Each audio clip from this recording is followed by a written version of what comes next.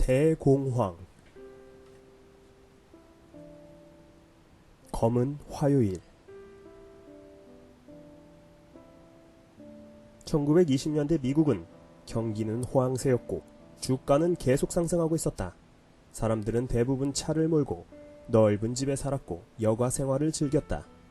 역사학자들은 당시 미국인들을 두고 광란의 파티를 즐기고 있었다고 한다.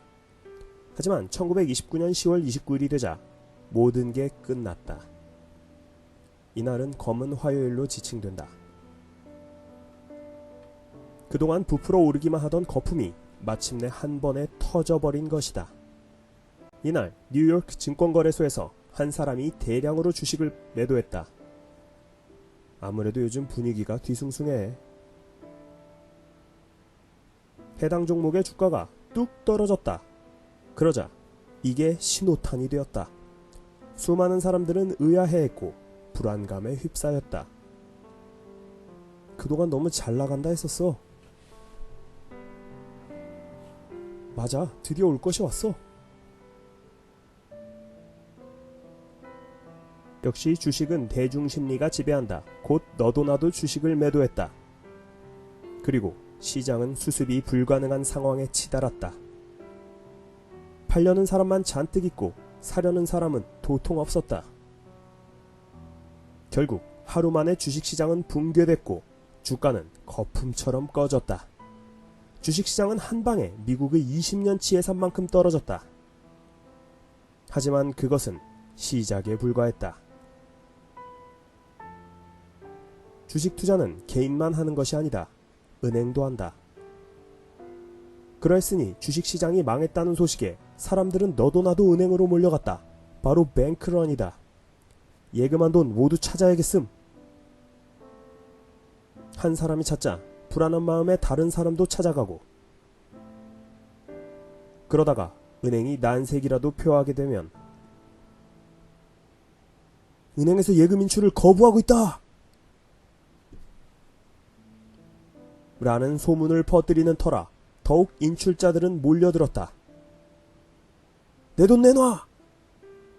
하지만 당연히 은행은 지급준비율 이상의 현금을 준비할 수 없다. 거기에 은행의 투자도 무지막지한 손실을 본 상태였으니 더더욱.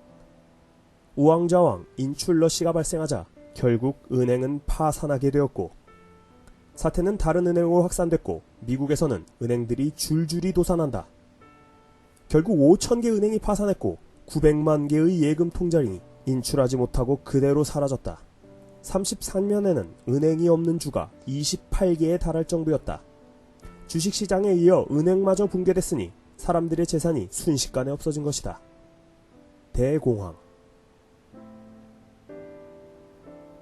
많은 사람들이 평생 동안 모은 저축과 재산이 순식간에 증발해버렸다.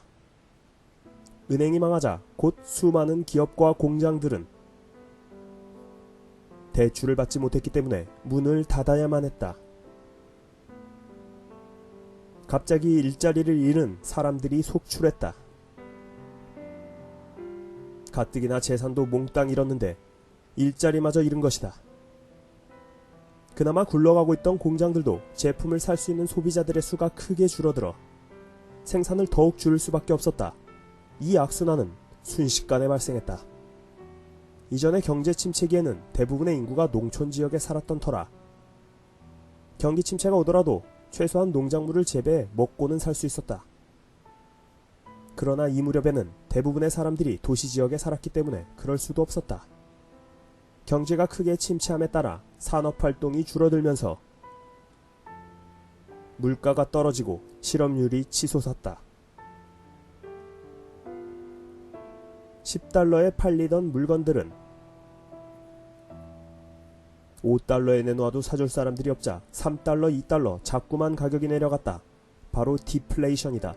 1932년 실업자는 1200만 명으로 늘어났다. 14만 개의 기업이 문을 닫았다. 당시 미국인 1억 2천만 명 중 3400만 명이 수입원이 아예 없었다. 불과 2년 사이에 벌어진 일이었다. 일자리가 아직 있는 사람도 벌이가 크게 줄었지만 그나마 직장이 있고 벌이가 있다는데 만족해야만 했다. 29년 1040억 달러였던 미국의 GDP는 32년에 580억 달러가 됐다. 거의 반토막 가까이 난 것이다. 출구를 찾지 못하고 비관한 사람들은 다리 위에서 뛰어내렸고 도시에서는 굶주린 사람들이 줄을 이어 무료급식소를 전전했다. 이것이 세계 최고 부자나라 미국에서 바로 1930년대에 발생했던 일이었다. 그리고 미국의 대공황은 곧 유럽과 전 세계로 퍼져나갔다. 세계 경제를 주도하는 나라였기 때문에 그 여파는 상당했다. 영국이나 독일과 같은 주요 유럽 국가들은 미국의 공장들이 문을 닫았기 때문에 그동안 수입해오던 철강 부품 원자재 등을 제대로 공급받을 수 없게 되었다. 또 미국인들의 소비가 크게 위축되었기 때문에 미국으로의 수출도 급격히 줄어들었다. 이런 이유로 유럽의 공장들도 줄줄이 문을 닫아야만 했고 유럽에서도 역시 실업자들이 넘치고 굶주린 사람들이 거리를 전전하게 되었다. 결국 미국의 악순환은 마치 바이러스처럼 유럽과 전 세계로 확산되었던 것이다.